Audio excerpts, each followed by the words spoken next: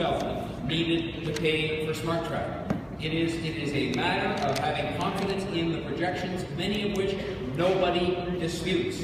And so I am saying to you that we will get this done because it is something that is urgent to be done. The development time frame is over a period of 30 years, but the project itself will be built in 7 years and will be providing citywide transit relief to people every 15 minutes all day in 7 years, not the 17 years my friends talk about. All right, that's all.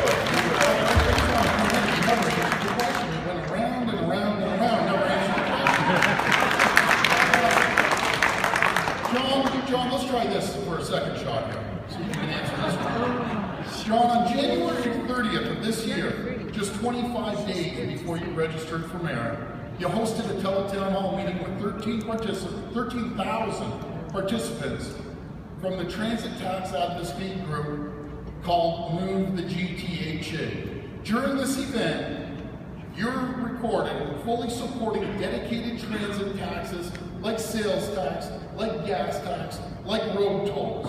On their website, Move the GTHA forward, say, John Tory responded with support for dedicated revenue tools, adding that many regions across North America have introduced new taxes and fees. You actually raved that Vancouver has a special tax on gas to pay for their transit. You raved that LA approved the sales tax, and you said to Toronto, we should too. Last night, when I asked you if you support new transit taxes, you said no. What's the story, Mr. Tory?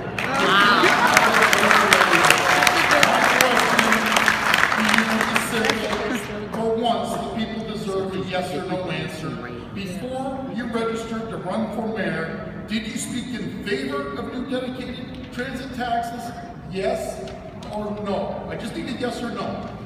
Did I speak in favor of dedicated revenues for transit? Yes, I did. And you can't have it both ways either, Doug, because when I actually spell out a means of dedicating revenues through tax increment financing to transit, you criticize that. No, wait. Let me actually, it's my turn to answer. Sorry, Gordon. So, when I spell out a method, which is, by the way, on your list of 9, so at the end of the day, you've obviously bought into that being an acceptable means. No, Doug, I get the answer. Answer the question. Whatever, go ahead. Okay. So you have this list, and on your list is tax increment financing.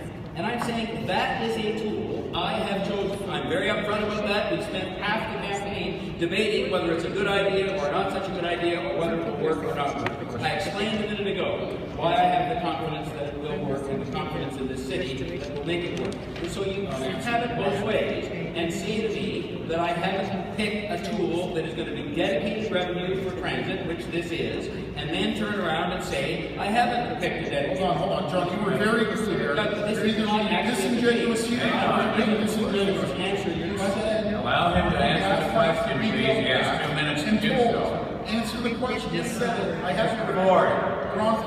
Mr. Ford.